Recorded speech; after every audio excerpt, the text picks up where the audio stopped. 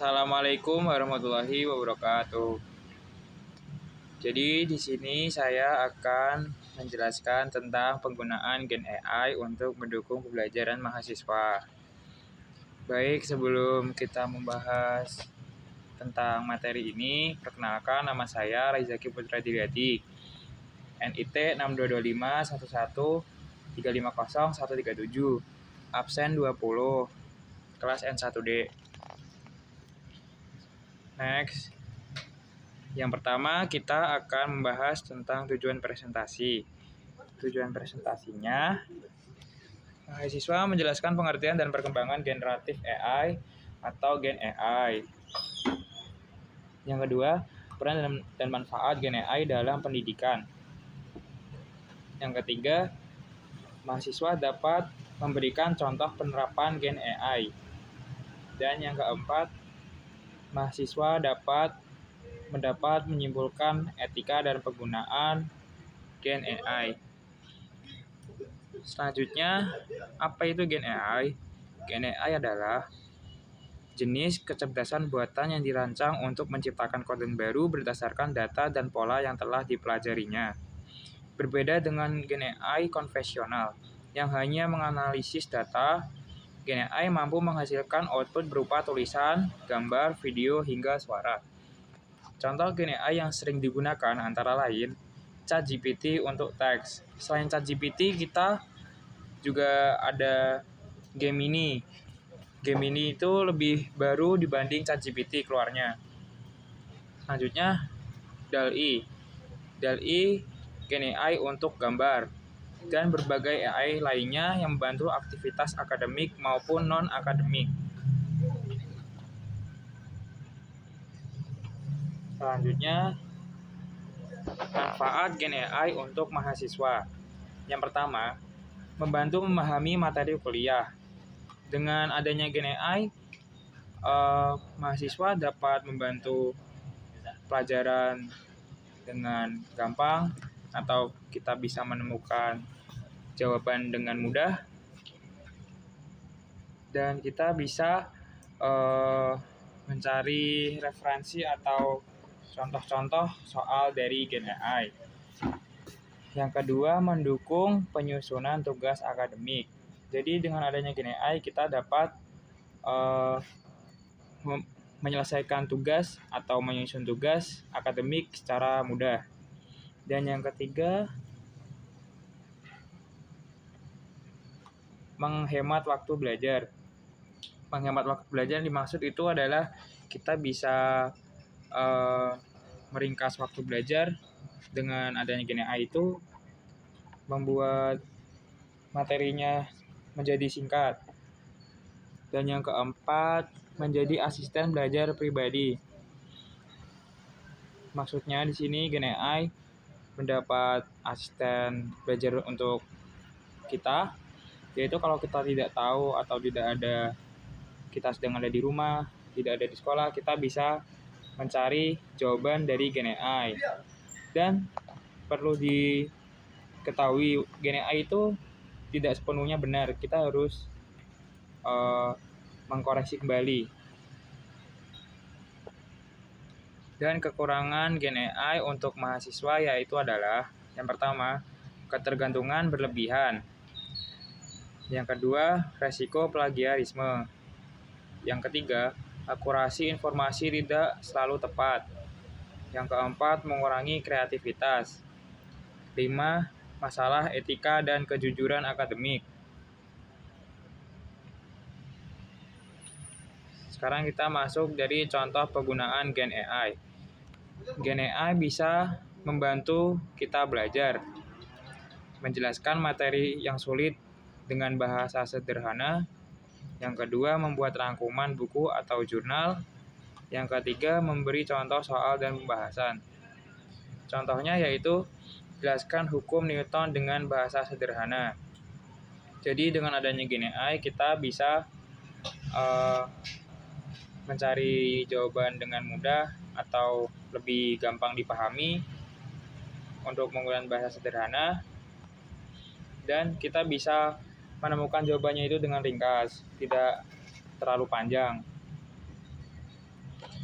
Contoh selanjutnya yaitu Gen AI bisa untuk pengembangan diri.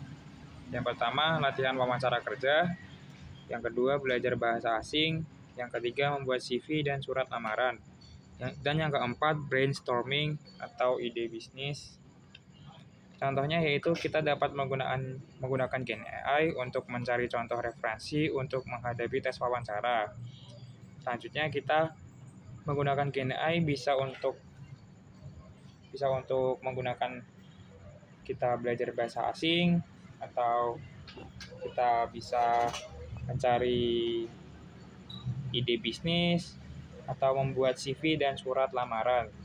Jadi di sana kita tinggal memasukkan apa yang kita inginkan dengan mengetik perintahnya dan langsung muncul jawabannya.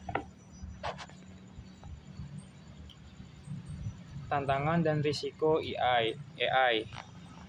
Pengangguran teknologi. Pengangguran teknologi yaitu dengan adanya Gen AI kita terlalu ketergantungan oleh adanya AI dan kita melupakan apa yang ada di sekitar kita dan kita selalu tergantung dengan AI. Kemudian keamanan data dan privasi. Keamanan data dan privasi karena Gen AI itu menggunakan teknologi. Karena teknologi itu belum tentu aman buat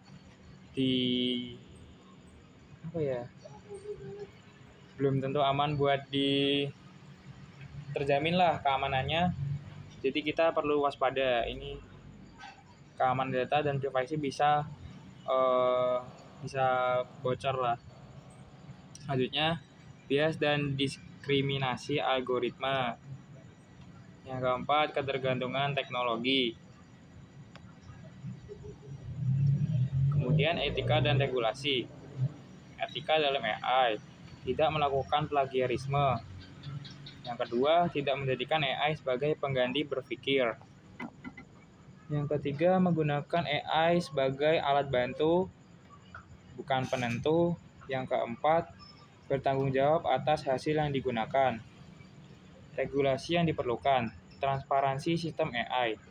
Yang kedua, akuntabilitas atas dampak AI. Yang ketiga, keterlibatan pemerintah dan lembaga nasional.